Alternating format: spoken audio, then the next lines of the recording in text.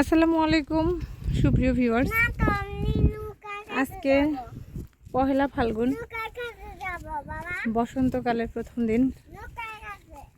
আমরা আজকে এসেছি বসন্তটাকে উদযাপন করার জন্য। বসন্তটাও উদযাপন না, মূলত আসলে সোহাগে নিয়ে একটু বাইরে ঘোরার জন্য, একটু সময় কাটানোর জন্য এসেছি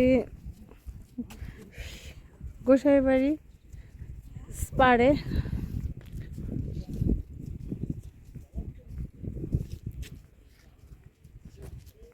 গোসাইবাড়ি নাকি শিমুল বাড়ি স্পারেটা। সোহাইগানে এসে ভীষণ খুশি হয়, আনন্দিত হয়, মজা পায়, খেলে। এই জন্য সোহাগানে এসেছি। সোহা হ্যাপিও হয়েছে অনেক, কিন্তু অনেক রোদ, এত রোদ যার কারণে এখানে ব্রিজে অবস্থান করা মোটেও সম্ভব হচ্ছে না। এই জন্য আমরা একটু দূরে প্রকৃতির মাঝে ছায়াতে যাওয়ার জন্য চলে যাচ্ছি। আম্মু, তুমি কোথায় যাচ্ছ? ও, সোহা নৌকাতে উঠবে। কিন্তু আসলে এখানে নাকি নৌকা পাওয়া যায়?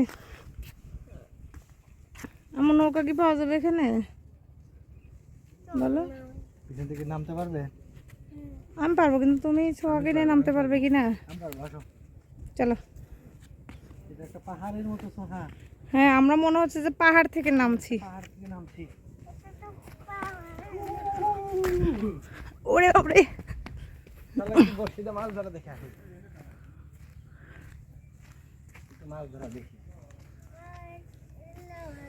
আমরা নিচে আসলাম, ওইদিকেও যাবো, দেখি মাছ ধরা। ব্রিজের নিচে।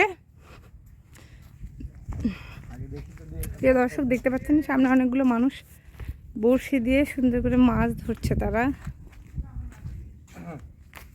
একটা ধরছে কি না কাকা? তাহলে তো কাকা লাভ হলো না। আমি ধরাচ্ছি, দূর থেকে আসে হলো না মাছ।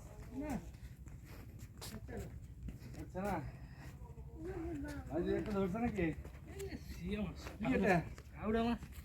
ও, ঘেড়ে মাছ তো ভালো না। কোথায় ব্যথা হচ্ছে? এখানে হাঁটা যাবে না, এটা খুব রিস্কি জায়গা। আর ওই দিকে যাবো, আসো। আগে তোমাকে ব্রিজটা একটু দেখাই, কারণ এই ব্রিজটা কতদিন থাকবে সেটা বলা যায় না, কারণ এগুলো ভেঙে যায় তো। যমুনা নদীতে যখন খুব স্রোত থাকে তখন আর কি। আসো আমরা এরপর উঠবো। এই যে এখানে দেখো, আমি কোথায় উঠছি দেখো। দেখি, দেখো আমরা কোথায় উঠছি দেখো। এই যে টাটা। আমার আমরা হাসা, অনেক উপরে। আমার টাটা দাও। আমার হাসা, হাসো আমার দিকে, দেখে স্মাইল করো আম্মু, স্মাইল স্মাইল করো। করার চেষ্টা করতেছে। চল হাসো আমার দিকে, ও, দেখে। আচ্ছা, আচ্ছা। ইয়েস।